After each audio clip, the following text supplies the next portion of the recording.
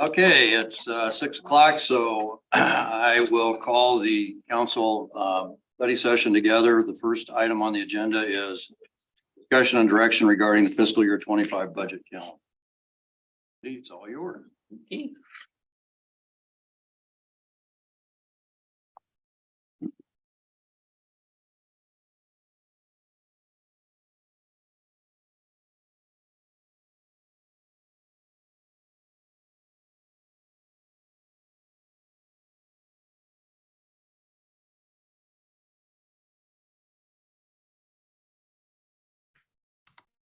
Separate.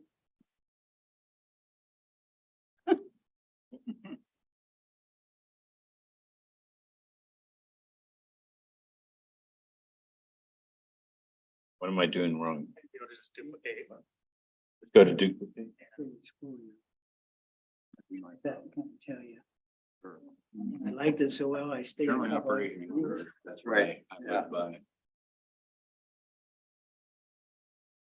There we go. All right. All right, I won't have the. Okay, so Mayor Pro Tem and Council, I'm here to talk about the FY25 budget process. We're gonna do things a little bit different this year. As you know, House File 718 was the legislative bill that was passed this session that made some changes to the whole process, to our process, and also to our levies. And so for the agenda tonight, I want to talk about those legislative changes to the budget process, our proposed changes to the budget process, and then have an open discussion with the council on our budget process and how you would like to proceed. So the legislative changes, so after we do the whole thing and we go through the workshops and everything, and we finally have what we believe we have as our adopted property, our adopted budget for FY25. There is a process that we need to go through now with House File 718. As you know, we've had two public hearings. We had the max property tax hearing and resolution, and then we had the actual budget adoption hearing and resolution. And then we're following that basic process still. However, there's a couple extra steps involved with this legislative bill. So the city will be uploading property tax information to the state website by March 15th. And this is basically the information contained in the maximum property tax hearing resolution. Actually, there's no resolution this time, but the information that would have been included in the hearing notice for maximum property tax hearing notice is the information that we're going to be uploading to the state. And then the county auditor takes that information and sends out the public notices.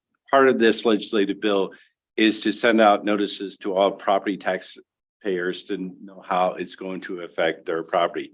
And I think my understanding from what Ted Nelson from the state was saying was it's not how an individual's property taxes are going to be affected, but the effect on a property of like a home of $100,000. How is it going to affect that property? How much property tax they'll be paying? So those notices will be sent out by the county auditor by March 20th. And the city can have their maximum property tax hearing. It has to be a separate hearing from anything else. It doesn't mean that you have to have that meeting like on Monday night and have the council meeting Tuesday night. You can have the meeting like sort of like what we're doing here, the study session first, and then the council meeting. But it just has to be separate from the actual any other meetings or any other process that the city's doing. It has to be its own meeting. And so then once we're done with that, then we go through the budget adoption process, which of course is a notice and the hearing. And that used to be March 31st, but they pushed that to April 3rd since we have some additional notices that have to go out from the county. Any questions on any of that? Andy, I think just a little bit of explanation too. I sat through the league's hour-and-a-half presentation of this that they did, I think June 27th or 26th or something like that. It was online. You can go online to League of Cities, and they will have that if you want to sit through that and listen to it. It's Division 10, I think, of the section that I think is probably going to throw us a little bit more of a curve. And not to interrupt, is that with the levy? No, the Division 10 is with the county auditor and what they Okay, have to go go ahead. through, and the fact that all of that information has to be to them by, as you said, March 20th. But the league is recommending that we probably actually have the preliminary hearing around March 1st, because that information has to all get uploaded and then sent to the county auditor probably. And so they're recommending that we don't wait right up to the 15th to get that county auditor, because then they've only got 5 days to get that information out, and there's a lot of information there that they have to send to every property owner in the community. So I would probably recommend that that March 15th might be a date that we did drop dead date, but we really kind of schedule that a little bit ahead of time. Yeah, it's So, only listed as a deadline. yeah. So I think that's really the section, but I mean, they've got a lot of things to upload, and I know you're going to talk about this, but it really puts a lot on the county auditor's plate right now to get all of that done and have all those letters go out. So just a comment. So we want to touch on the process that we currently go through to put the budget together, and then a proposed new process. So as you know, we start out in September and October. We put together our capital improvement plan, which mainly deals with larger projects and purchase of equipment that is $5,000 or more, or going to last over 3 years. And then we go into operational budgets in November, December.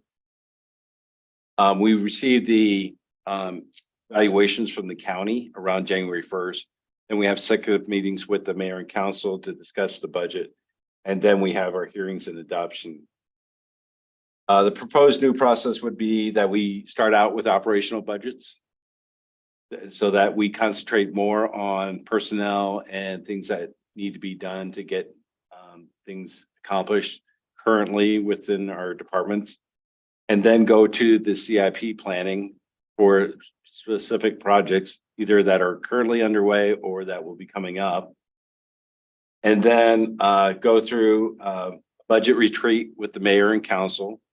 What this basically entails is that we have department heads go before the mayor and council and explain their departments and what they're asking for in their budget. And then end that with the process of hearing and adoption. So the difference between the former process and the proposed new is that we're basically switching out the operational and the CIP planning, so that we put the operational first, and then changing executive meetings more to a budget retreat where the department heads are explaining their budgets. And we talked about doing that possibly on a Friday night or Friday night, and then having the council deliberate over a Saturday about the whole budget and how we want to deal with things. We anticipate that money's going to be tight as it does every year, but this year it might be a little bit more tighter, considering some of the changes with House File 718, and then the possibility of the residential rollback going down quite a bit. We've been hearing, so yes.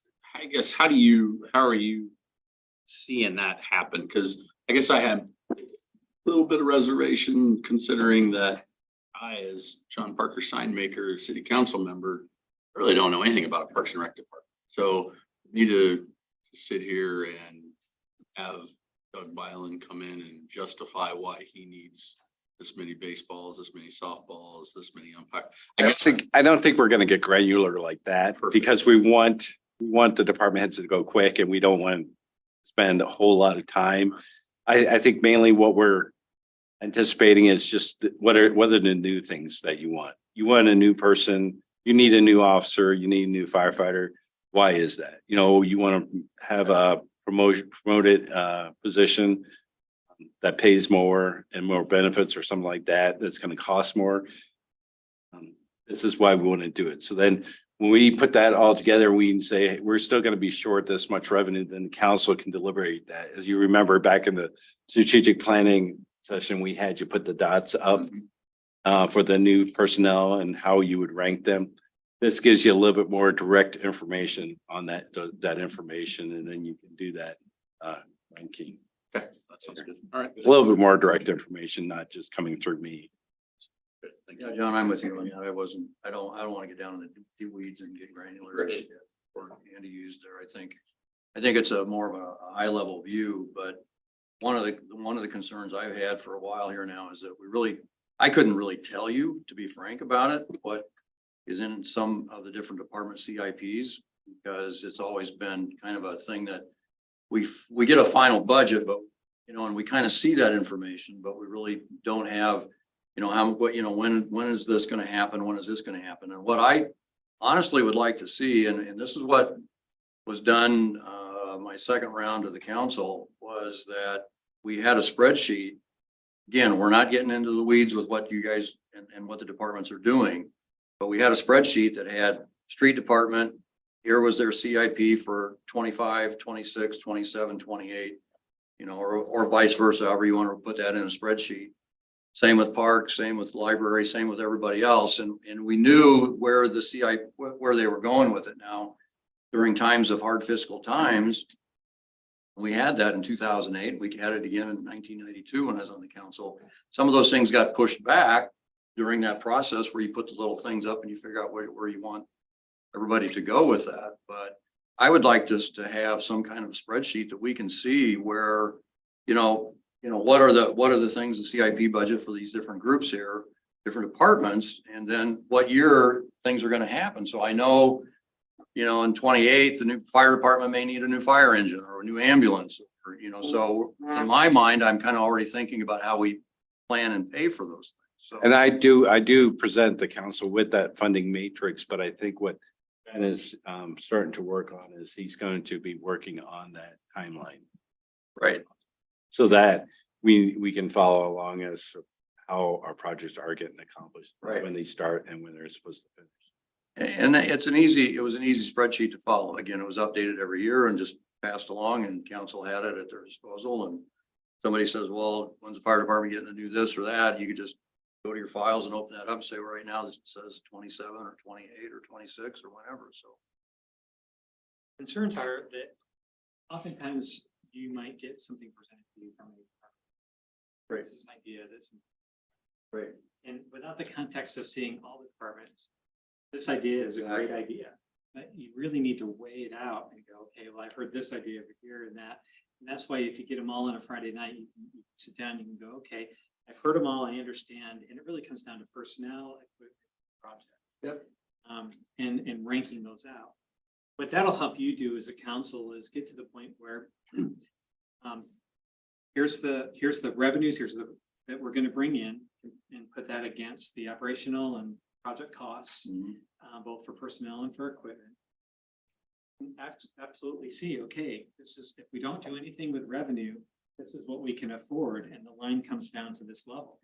You know what, if we had a little bit more revenue, this next project or this next purchase or whatever it might be, we have a COVID year, then suddenly, we got to step back and we're not sure how revenues are going to be affected. So we know where we're retracting because everything has been prioritized by the council with the support of the staff and helping you to go through that. Also too, when we know that personnel has been funded, but the next one hasn't, you have a pretty good basis and idea for the next budget year, who's next up at bat. Exactly right. Yeah. And where those funds might be. It helps put you a little bit more in the driver's seat. It gives a little bit more connectivity between the directors and you. And not to the granularity of baseballs or, all that kind of stuff, but really it's just the high level, big picture items for which you might have a responsibility to come in and say, you know what, this project is really important to the city. We might need to raise our levy or reduce our levy or whatever it might be, because you know exactly what you're buying. John, what do you think about switching operational and CIP? You have probably the most experience, I guess, Steve, what you were saying, but. I guess I'm gonna go back to those guys, because I mean, I don't think it matters one way or the other, right? We've done it the other way and it was nice to know what the big dollar projects were and stuff, but I think she couldn't do. It makes sense either way. So I just, like I said, my only concern is getting up and justifying, and because I've been sitting here when people have said, why are you speccing this type of motor grader when you should, gotta do and I'm like, really, we're not gonna, I don't want to do that. Because again, as I've said before, old Dennis told me he cleaned teeth and took ideal signs, let them do, so I don't want to get into that. So, but that's, Yeah, and that's very first budget meeting I sat in 1990 was, we got done at 1:30 in the morning and it was just that. John. I heard about that, yeah. It was over baseballs and softballs or whatever the case. And I do not want to go down that. No. yeah, and we've had that spreadsheet where Yeah. we've had it listed out. Yeah. We knew what, fire chief had, we're gonna have to have this and our ladder and this and that. And I don't know if we quit that because we've had other times where it turned into, well, look, you're gonna have deficits in 5 years. Yeah, because we're not talking about 5 years from now. It's just noted on there. Right. But anyway, so I mean, like I said, we've seen that in the past, so I think that's fine. Have that timeline. So that's good. Part of the CIP process is gonna also, and this is something I've asked for just recently from all the department directors. What are our major projects and what does the Gantt chart look like as far as when these projects are anticipated to kick off? So that we can see all of those projects lined up against each other and we can see, oh my goodness, come July, we are overwhelmed with all of these projects hitting at once. The timeline has to adjust. And you as a council can have it, insight into that. You're not just making one adjustment for one project, you're looking at all projects and which projects are of the highest importance to you so that we're effectively using our time supporting what the council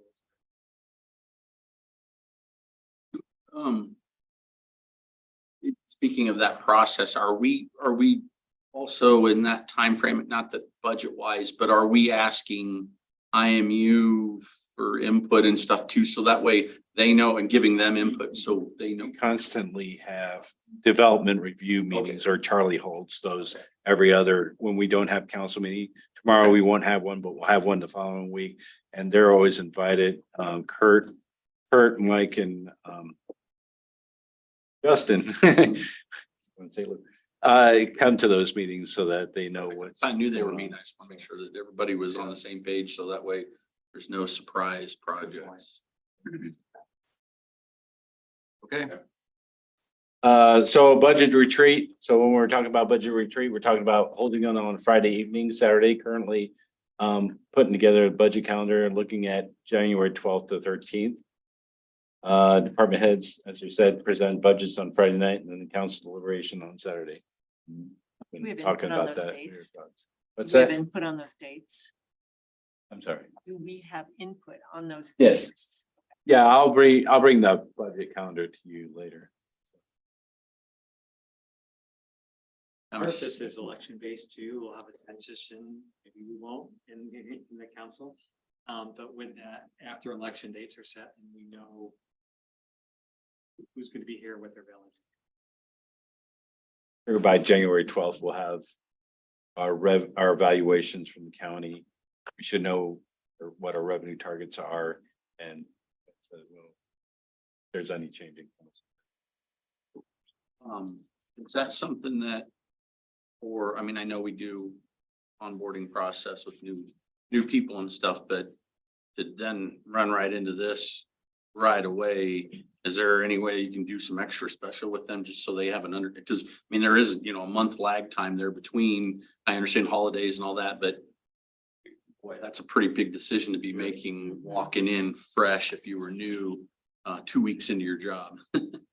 Part of the reason, so it's a little bit unique here in that in the state of Iowa, you don't sign up for election until September timeframe, as opposed to where I came from, it's in June, and you have primaries. I think we're going through and doing Indianola University right now. Of course, any incumbent already knows the process, already knows what's going on. Those who are coming up, we're helping to, if those individuals choose to decide to run, they would be already going through a little bit of an onboarding process right now with opportunity to go out and get to know every single department and how budgets work and all clearly from November 6th is the election day, but the 7th will know. Council will look like. We have that period of time over the holidays to bring people up to speed, and that's when the projects will be out and talked about, timelines will be known, and that's really when we.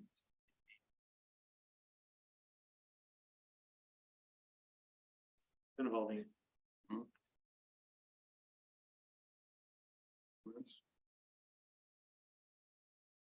I think the only thing on that, Andy, would be is if we could maybe take a look at some flexible dates depending on who the folks are here. Right, right. Okay. The other thing that we're really looking to do is to try to provide more financial information to the council over the next several months, and we're going to be refining that. Andy sent out a statement earlier. And every piece of the puzzle is a little bit more information and provides you a little bit more detail. I want to make it digestible. We don't want to flood you with tons and tons of pages. But we want to give you the relevant information. And Andy was showing some charts earlier to me tonight. This is kind of taking what we talked about. Let me give it to you so that you can see where we stand financially, you know what the position is, and then give the flexibility to drill down deeper where the council sees it. With the elected leaders over budget, really get in.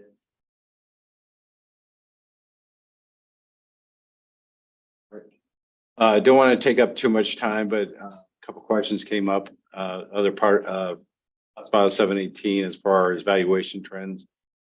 This is a chart that we keep together with Mike Maloney as far as what our valuation trend has been over the last several years. Average taxable percentage increase is just slightly over, just around 3.25%, 3.25%. Why that's important is because at 3% growth next year, if it's above 3%, your tax levy, the 810 operational gets pushed back. So one of the things is, it gets pushed back, and I can show you some numbers here to kind of explain that here in a little bit. So H file 718 impact, some of the possible okay stuff is the consolidated levies that they bunched together in the 810 that maybe you heard about. There's some additional levies that were like for the public library that was voted in, but we don't use that one. Funding of a municipal orchestra, we don't use that. Civic hall, we don't use that. A lot of these levies were consolidated into the 810. So a lot of cities that use those levies can't use them anymore. But the city of Indianola has never used them. We have used the property liability insurance levy before, but that hasn't been consolidated into 810 levy. Indianola continues to grow, but not too fast. So not like a Waukee or Ankeny. So we're right about 3%. Sometimes some years we've gone a little bit higher, but we're not, really expanding really fast so that we have a whole bunch of services that really new services that have to go out. And then we can continue to use some levies not consolidated to lift the lower rate up to 810 per thousand. And I'll explain that here in a little bit. The possible not okay is the senior and military exemptions. Those exemptions are not reimbursed by the state through the county to the city. So how many seniors have over 65 have signed up for their exemptions? That could impact us. And also the military exemptions going up a little bit. So, and then also the business property tax credit. Are they going to be reimbursing that fully or not? The only thing I would say about senior exemptions is that is actually an exemption. I think what is it, $3,650 or something like that, or $3,350 for this next year, is actually on the taxable value of your home. It's on your actual value, and so it's not a credit. So people are thinking, well, I'm getting $3,000 off my taxes. The answer to that is no, you're not. You're getting $3,000 off the value of your house to be taxed.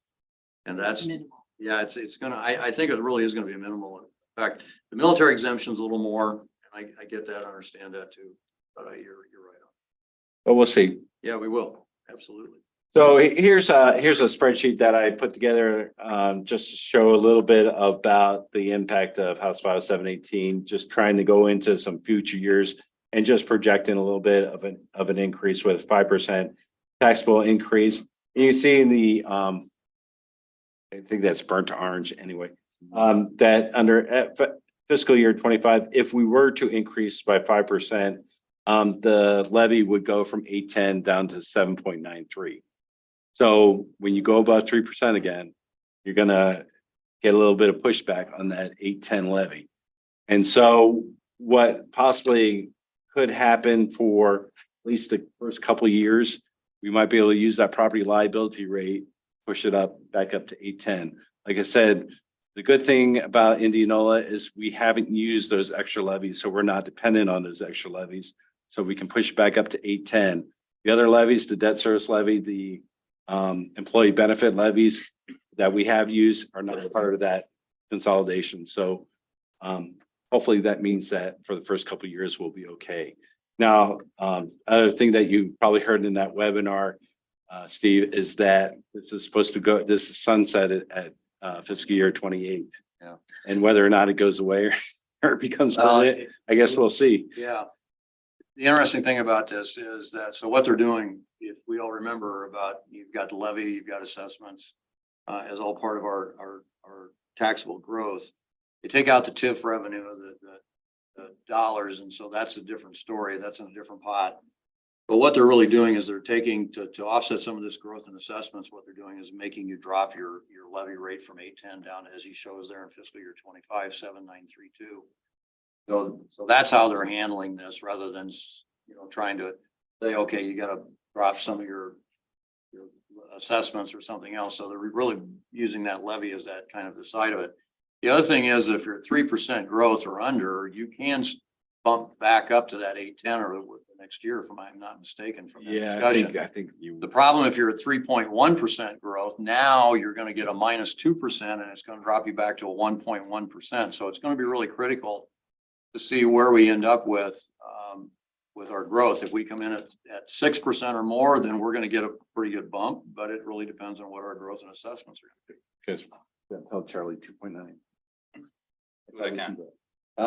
That's all we can grow is 2.99. Yeah, well, or you grow more than 6%, like 6.3, and then you're going to be bumped. You're going to get a 3% increase in your property value. So, but the thing is, and again, I would encourage all of you to listen to that webinar. It's very well done by the Department of Management and League of Cities.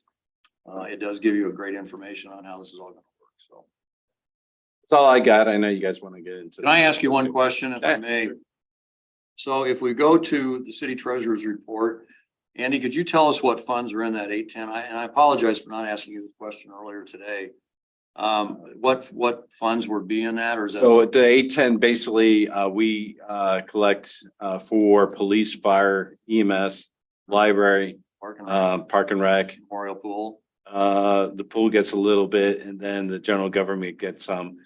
Those are all funds that are in the general fund. Okay, So we collect at 810, and then I figure out trying to keep every fund balance at the end of the year at 25% of expenditures determines how much I divvy up between each of those funds. okay, And then there's a little bit about, I think this FY23, we had 400,000 go into capital projects. We didn't quite have enough go into capital projects. So a little bit is going into equipment, 100,000 is going into equipment. And then I think the other 300,000 is coming from local option sales tax to go into street improvements. okay. So to recap then, our 810 limit is on the general government fund, police, fire, ambulance, library, park and rec, memorial pool. Now, does the franchise fee part of that as well or not? No, the franchise fees are totally separate. We have to keep it, we have to track it as part of the general fund, but it's not part of the. it's the franchise fee from. That's the fee that the money we collect. That's correct. Okay, that's what I needed to know. Thank you. All good. Any other questions for Andy or anybody? We move on. Okay, thank you. Code enforcement, Charlie.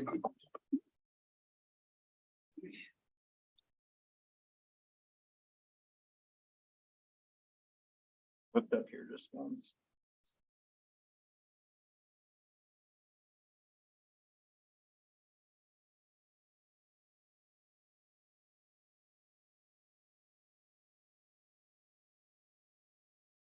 All right.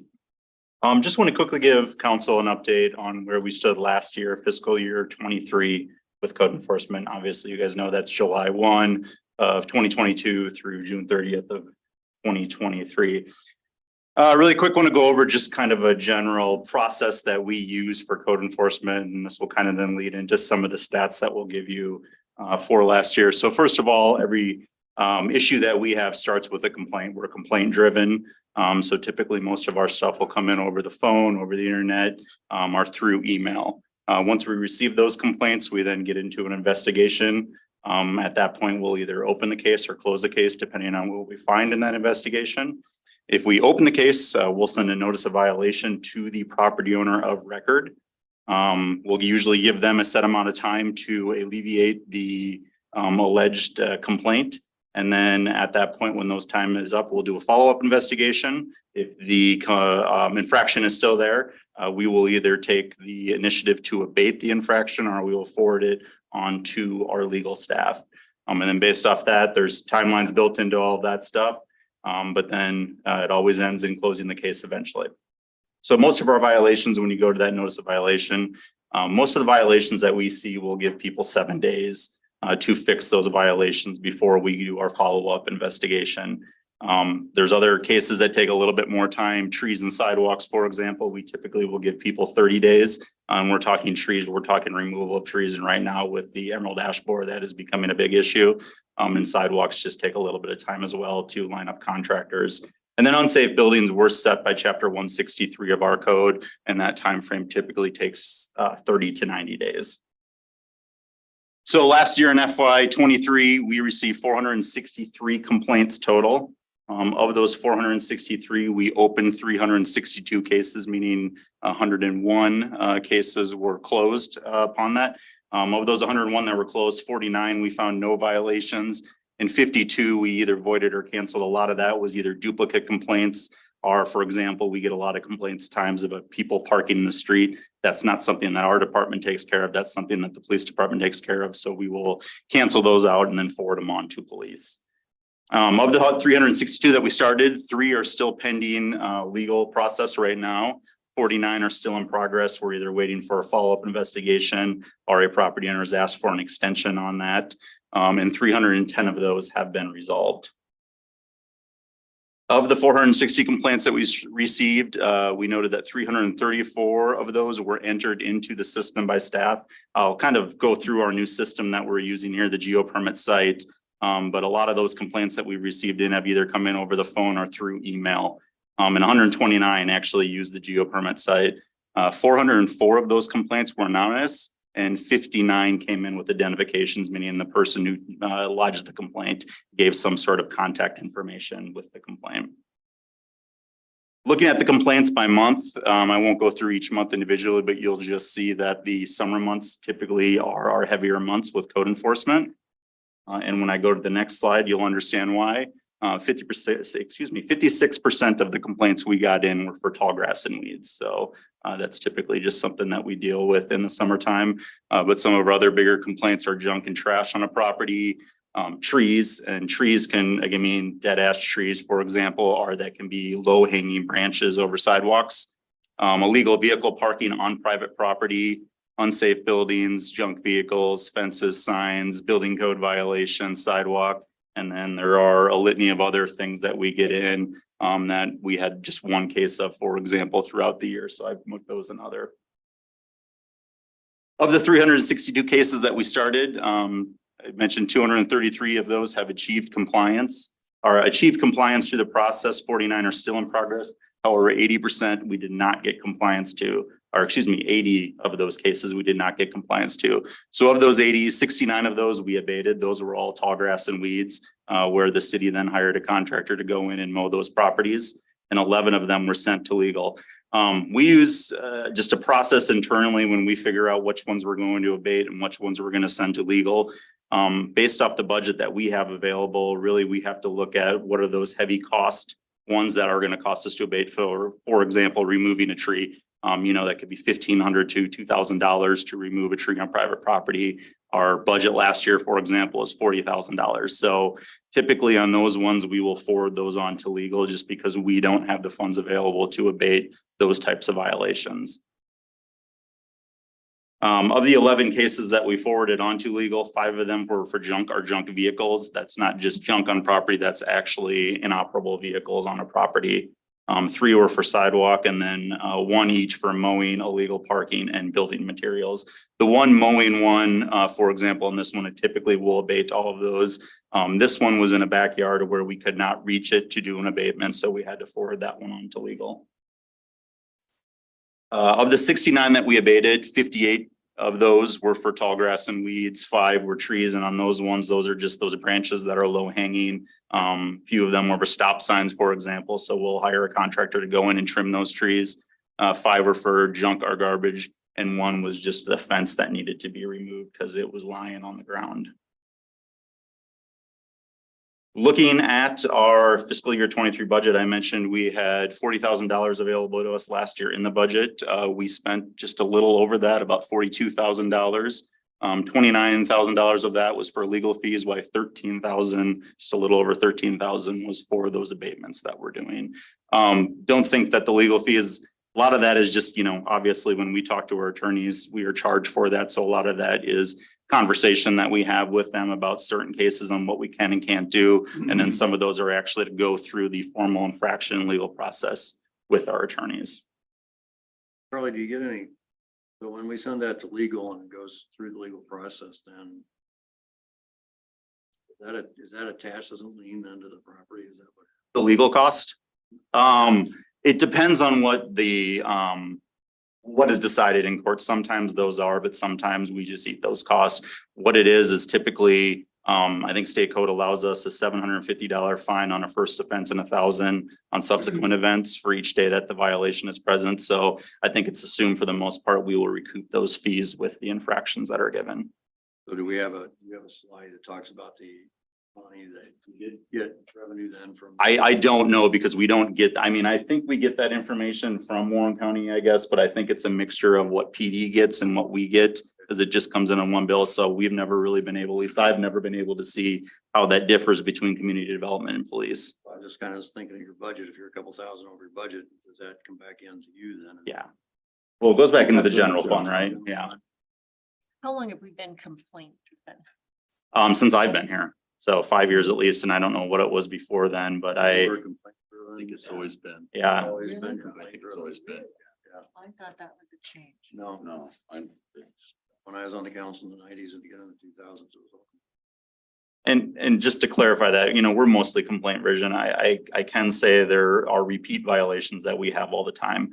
There's a lot of vacant lots in town that we deal with where we're constantly having to mow. Our code enforcement officer will take the initiative when he sees those getting long to take care of those just because we know that a complaint coming in is probably imminent. We'll also do a lot of stuff on the highway corridors with tall grass and weeds when we see them, and sometimes be a little bit proactive. But it's funny, every time you try to be proactive, it's like just an hour later, we'll get a complaint that comes in right after that. So we always know that they're about to come in. I would say that city managers ago, he was the first one to even bring it up. So before that, it wasn't probably a priority. So, but yeah, it's always been, Seems like it's gotten worse, but maybe. I think it's probably, we're just dealing with things now.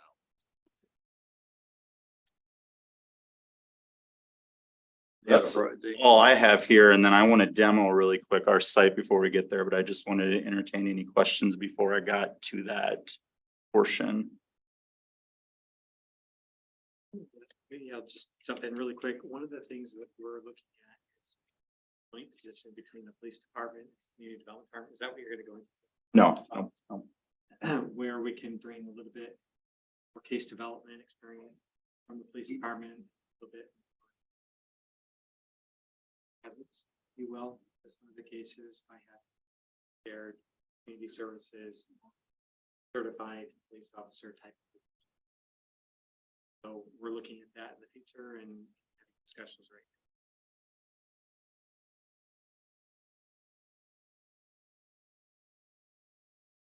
Any other questions at all? Okay, really quick, what I want to do is this is some of our new software that we've been using with code enforcement. We've been on this site now for about a year, I would think it is. We started just at the beginning of fiscal year last year. But we haven't done too much to really advertise how it works, how people can file complaints and all of that on here. And that's something now that we're completely with all our building permits and everything being on here, we're going to start doing some more I think demos that we can put out there to show people how to file complaints. So you've got a few options when you get on this site, and this is kind of the front page of the site. And if anybody ever needs a link to this, just let me know. First of all, if you go over here, and it's not showing up on my screen here at all, but you've got the option there to sign up on the top right-hand corner or log in. So you can sign up, you can create a user account that then you can put your information in there, and then you can get emails along the way as these cases are progressing. And then the login feature, obviously, once you sign up, you can log in with that information. So if you click on, if you want to start a complaint, if you click on that zoning and nuisance violation, and this is not coming up the way. Yeah, that's probably what I'm doing. 1 second here.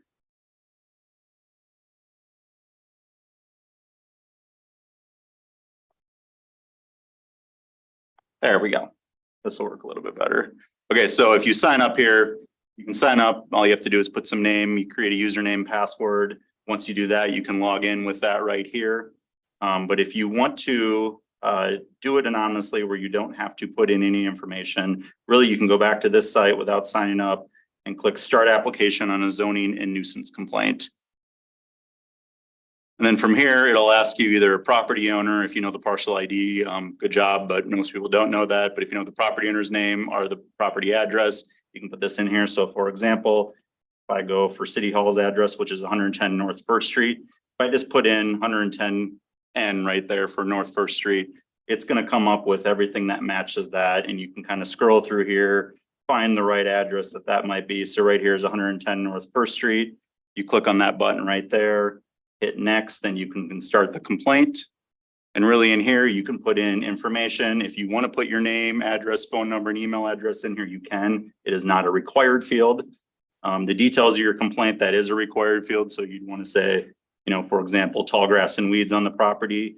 If you have any pictures of the complaint, you can hit select files here, and then you can upload those pictures to the complaint. And then obviously the information for the address that is pulled in through Beacon is all located right there. And at that point, you can hit next and the complaint's filed.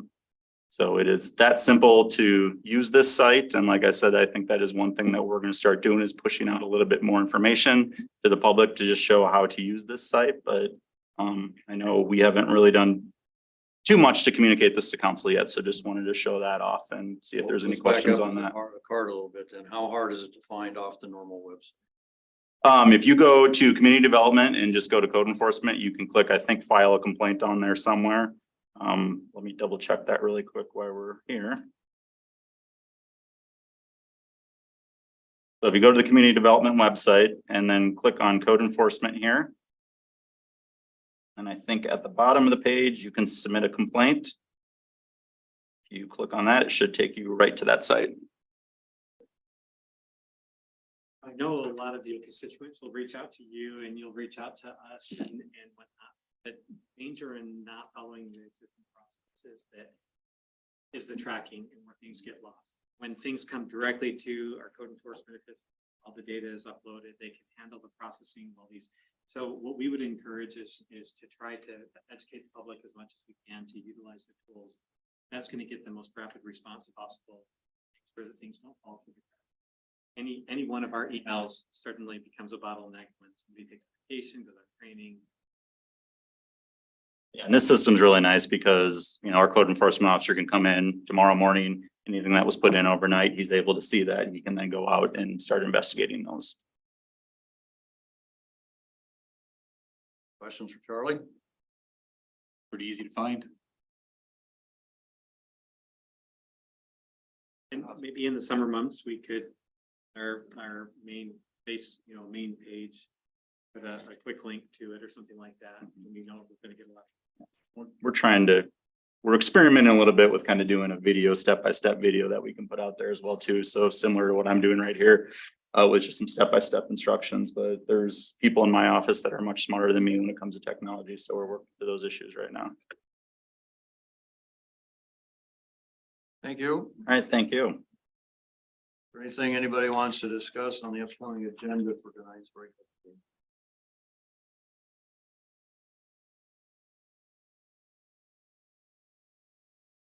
No, or break? Okay, then we'll take a break till 7 o'clock. Thank you.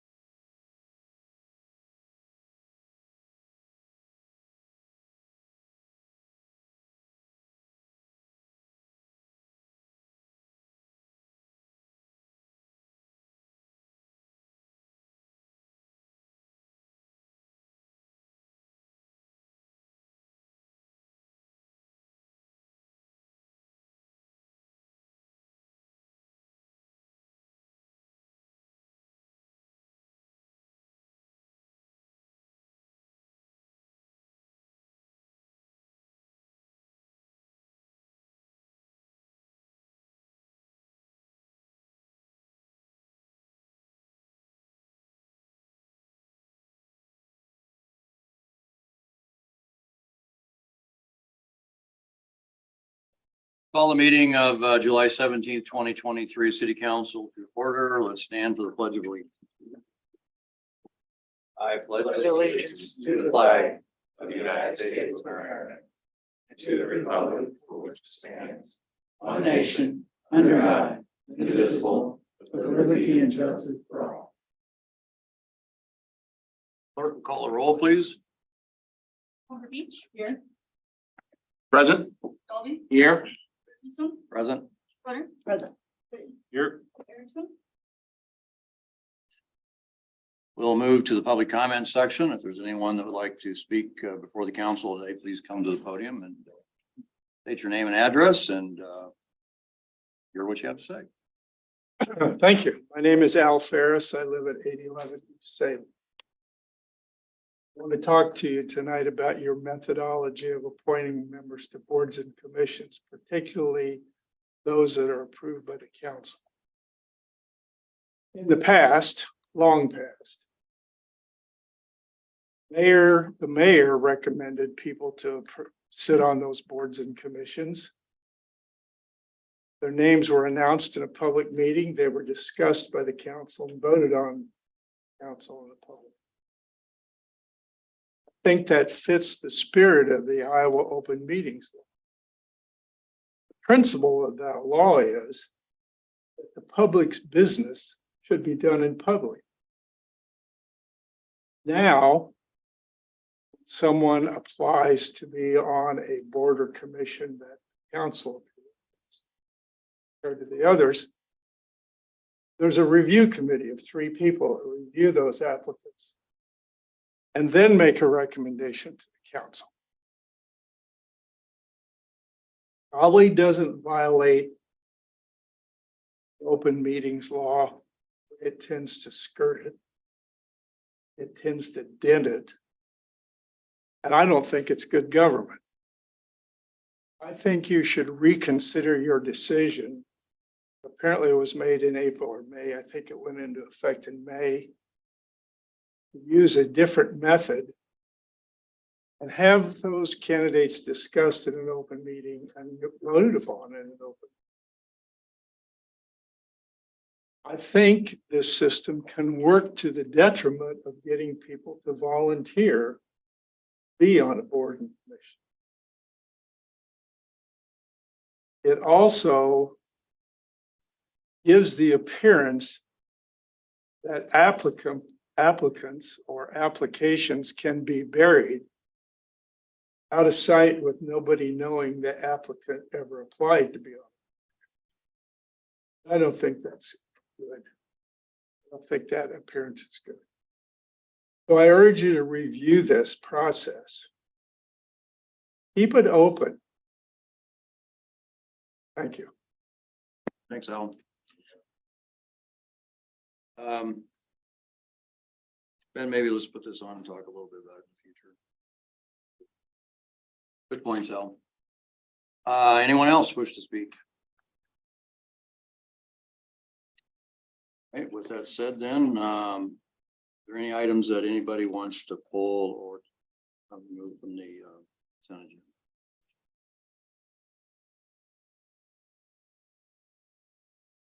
I'm gonna go ahead. Move to approve the consent agenda. Second here. I was gonna pull item C if I can. Minus item C. Okay. Second. We've got a motion and a second. Roll call. Clerk? Aye. Aye. Footer. Aye. Brady. Aye. Aye. Aye. Okay, we're on to item C then, transfers. I wanted to talk about this a little bit. Andy, I don't know if you're the one or Ben or somebody can go ahead and talk about this. I need a little clarification. My Neanderthal brain sometimes doesn't work quite right, but on the monthly recurring transfers that you sent out on this sheet here, the 610, so the first one, for instance, is a transfer of 7,083. You want me to just go through the whole list? Um, I can go through the whole list. Well, I don't want, are those the funds? I'm assuming 610 is the fund and it goes Those into account one. codes. Yeah, why don't you go ahead and do that if you would? Okay, so the first transfer, and this will be the same. We've done these to the council each month, and these are the monthly transfers because we take in revenue in certain funds. And we can disperse those funds on a monthly basis because that steady flow of revenues allows us to send that revenue back to the other funds for cost allocation. The transfers that we do at the end of the year, we do one time because a lot of those are based on property tax revenue. So we get property tax revenue in October, the big one in October and the big one in April. And then we have that revenue to transfer. So that's why we do those year-end transfers. And this is why we do our monthly transfers for cost allocation. So the first one there, and the first and the second transfers, we transfer money out of 610, which is the sewer revenue fund and sewer operating fund, and the other ones, and then it goes into the general fund and the police fund for the pilot pay. So we do that each month. The total of 180,000, divvy up between the general fund, administrative fund, and general government fund and the police fund. The next one down, the transfers out to the city manager from sewer and streets road use are transfers from cost allocation for from the sanitary sewer and then also from roads use. I didn't know if you had something to say. I'm sorry. So then the next one is transfers out from sanitary sewer and road use from Fund 610 and Fund 110 into the general fund for cost allocation for human sources for those services that are done for those funds by HR. Okay, so I'm gonna ask a question Sure. here. So I understand that we're transferring that some of the costs of some of our departments go into other departments for some of the things that they do for that particular department. I understand that. What I'm trying to figure out here is like this, so the city manager fund transfer in from sewer. I guess I'm a little confused on why that is, like in those kinds of situations. Why would the city manager, transfer money either to the sewer fund or receive money from the sewer? It's cost allocation. So he oversees some of the administrative managerial functions. He helps out with the sanitary sewer department, same with community development. They oversee plans and Right. development for the impact the sanitary sewer, same with HR. They Right. outpost open positions. Okay, so I get all that then. So the only question I have is the terminology here. So a transfer out to general fund and a transfer in from sewer pilot on the very first one, for instance. So you're saying 7,083 came out of the general fund to the sewer payment in lieu of taxes, is that right? Correct. Okay. Again, my abysmal ignorance, so thank you for clarifying. No problem. And then the other part that I wanted to add as an explanation is the reason we do these transfers along with the resolution. There's no state law that requires this under Iowa Code of Iowa, but underneath the Iowa Administrative Code, which the City Finance Committee puts in the rules and regulations for basic city finances to follow, states that if there's going to be a transfer between funds like from utility funds into the general fund, that it's accomplished through a resolution of the council stating which fund it comes out of, which fund it goes into, and the purpose for that. Okay. That's why we do this each month and at the end of the year. Okay, any other questions? Okay, Move to approve item C. have a motion, second, we have a motion and a second. Roll call, please. Colby, Aye. Richardson, Aye. Crowder. Aye. Williams. Aye. Aye. Parker. Aye. All right. So then we will roll the consent agenda, okay. Council reports, where am I here? Hold on a second. Treasury report, that would be good, yes. Can I take a motion to receive and file a treasury report if anybody has a question? Got a motion and a second. Doug, you got anything you'd like to add on that? You know, not really. This is the final month of our 22-23 year. So one of the things I went back and looked at June 30th of 22 to see some comparisons. And like the general fund that you've talked about here a little bit, it went down about 950,000. And then many times it's difficult because if you get in the capital area, sometimes we don't do that capital project in the year that we thought we were gonna do it, like streetscape. I think some of that's been rolled over to 24, if I remember right, the parking lot and the alleys and whatever. So some of those are really difficult to follow. And let's see, the only other thing would be is, again, down under our investments, what we're receiving from a year ago, we're up substantially, which is a good thing.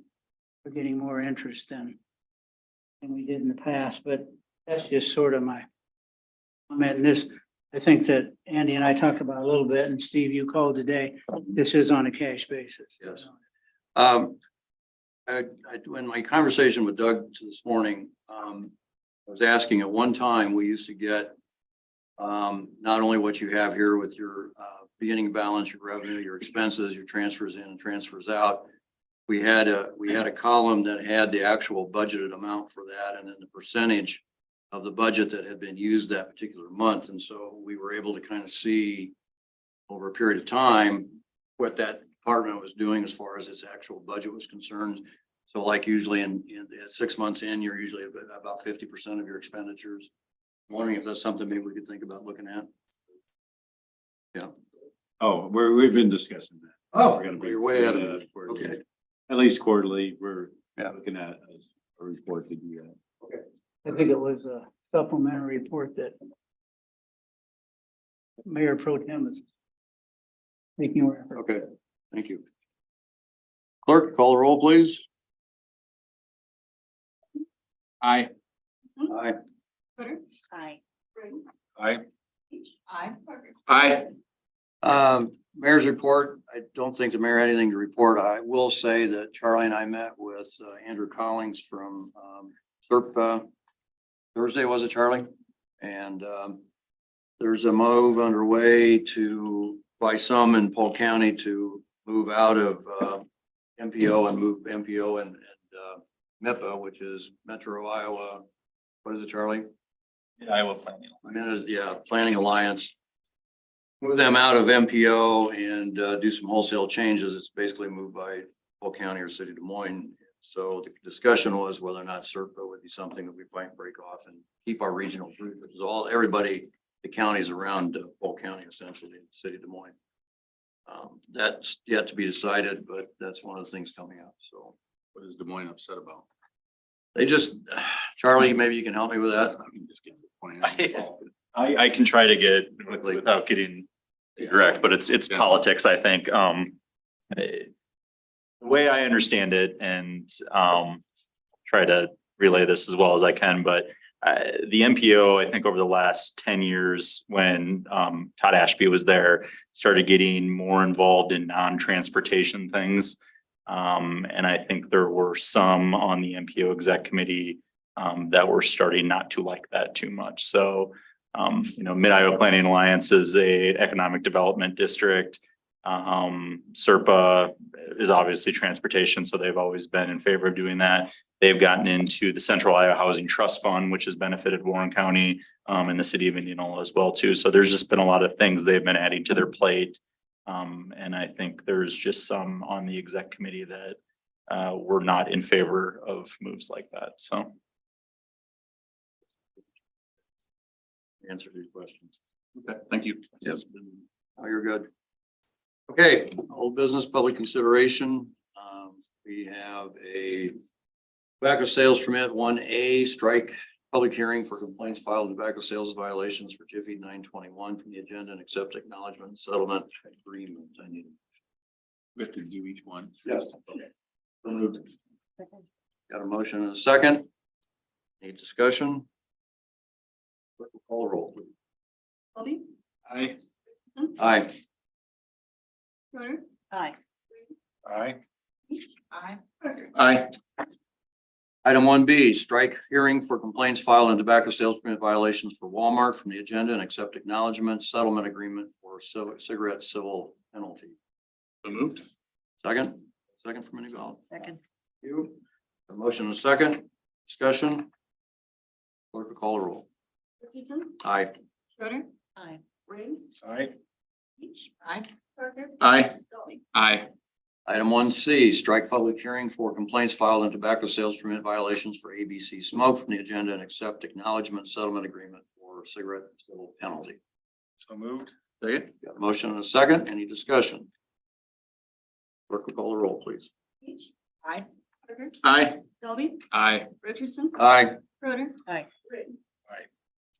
Item 1D, public hearing for Indy North 928 regarding the mandatory $300 civil penalty prescribed by 453A 22-2A. For the violation of Iowa Code Section 453A21, selling, giving, or otherwise supplying any tobacco products, cigarettes to any person under the age of 21 years of age. So this is a public hearing, and I need a motion. So you Move to open the public hearing. Second. motion and a second. Any discussion? Clerk, call the roll, please. Dolly. Aye. Richardson. Aye. Schroeder. Aye. Reed. Aye. Peach. Aye. Parker. Aye. Is there anyone here that wishes to speak on the issue of item 1D?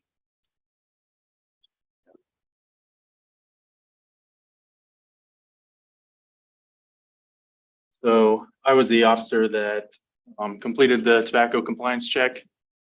Basically, just give you a rundown of what I did.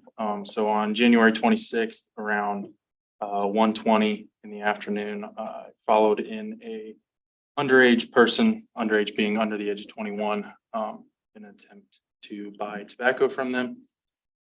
She went up to the counter. Clerk is obviously supposed to ask for ID.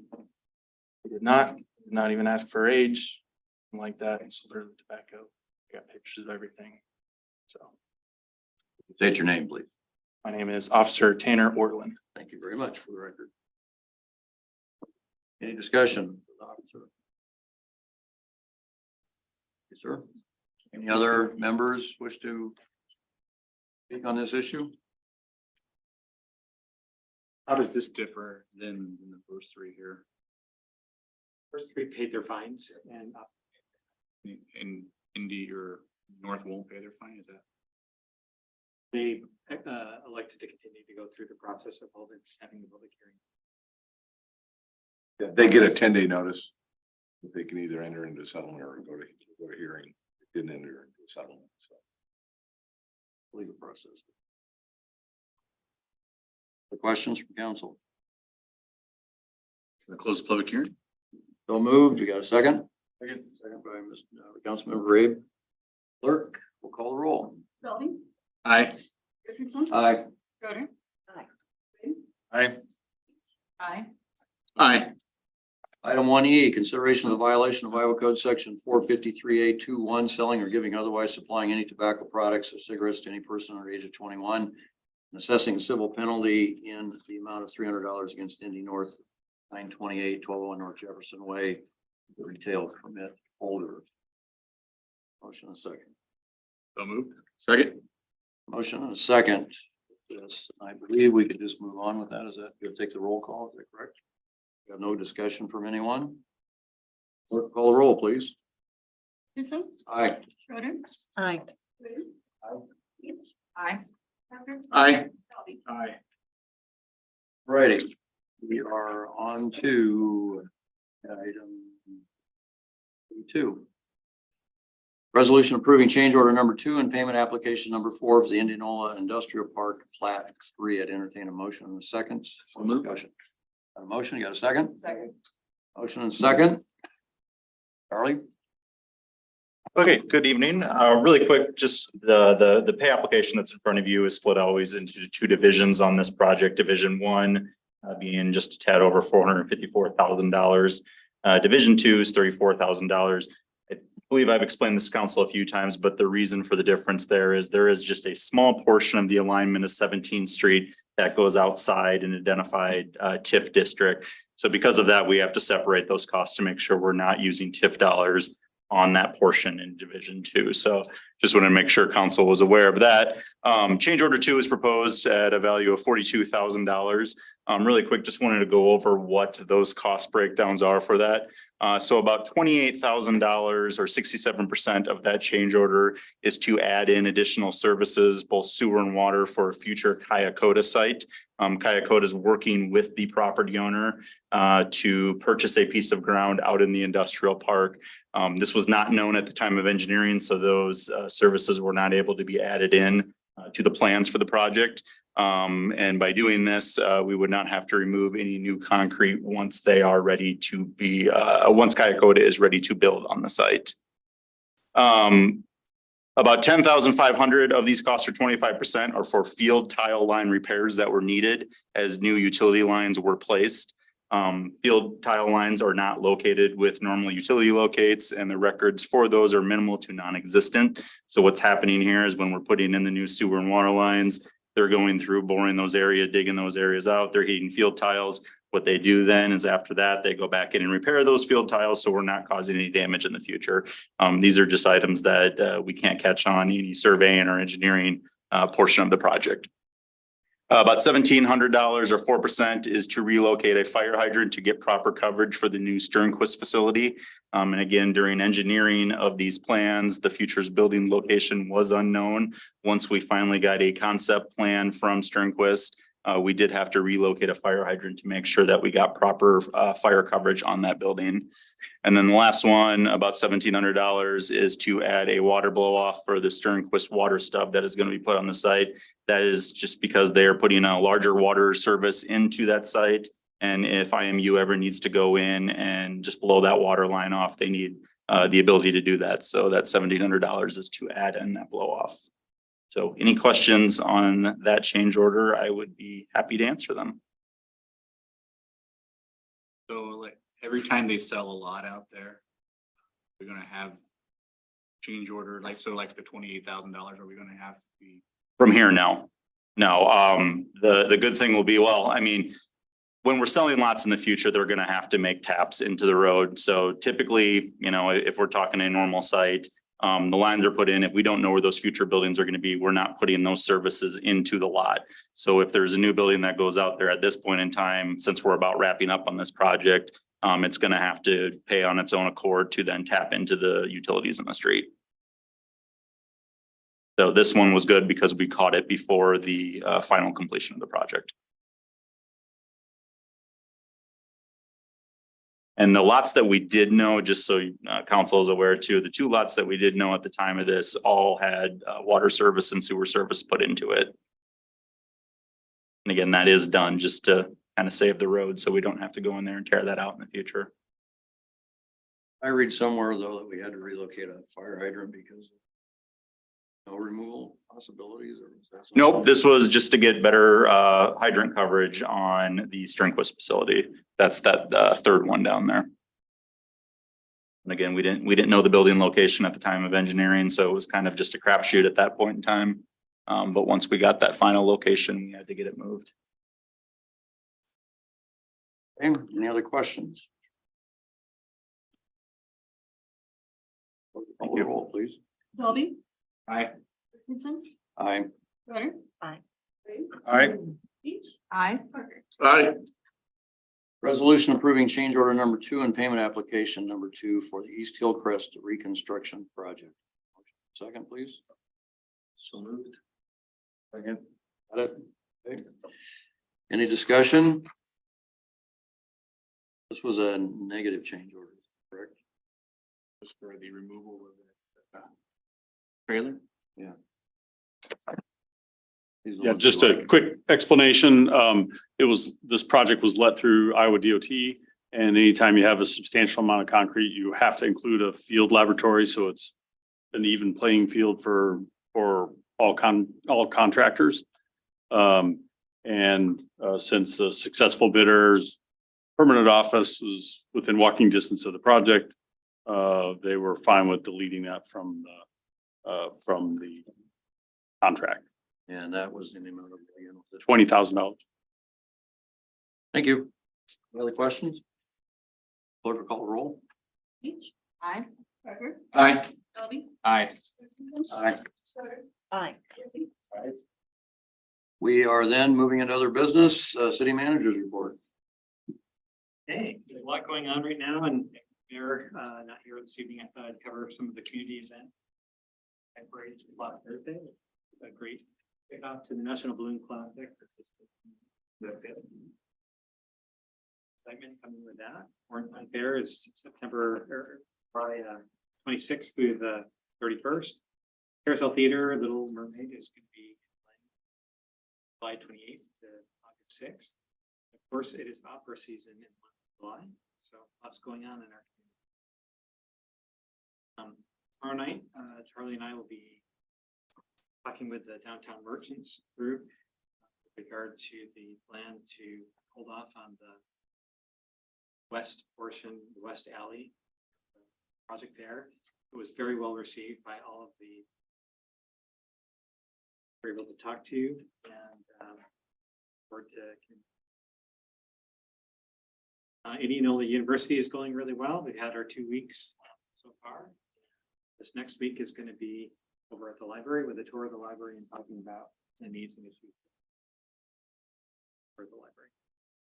Todd Grant Program, have a walking tour on Thursday at 2:30. And appreciation to Charlie and Emily and their development crew for great work that they've done. Commission and the council. A lot of interest in it, a lot of interest in seeing it perpetuate into the future, and this is a great opportunity to show the projects and the investments that we're making. And there's a ton of work going on right now. We're getting much time with the conversion of the YMCA to the Wellness campus. So we appreciate everybody's efforts, especially HR and finance and IT and all the different work that are going on in support of that are there in place. Heather and her team are doing an exceptional job, and a lot of work is going on. Long hours, long days. So those are the majority of the things that in our community. Ben? Next item on the agenda is enter into a closed session to, in accordance with Iowa Code Section 21.5.1J, to discuss the purpose of sale of particular real estate only when premature disclosure could be reasonably expected to increase the price. Governmental body would have to pay for that property or reduce the price the governmental body would receive for that property. Need a motion and a second. Second. A motion and a second. Clerk will call the roll. Melby. Aye. Dickinson. Aye. Stoddard. Aye. Rim. Aye. Peach. Aye. Parker. Aye. We will take about a 4-minute break here, 3-minute break, and enter into closed session.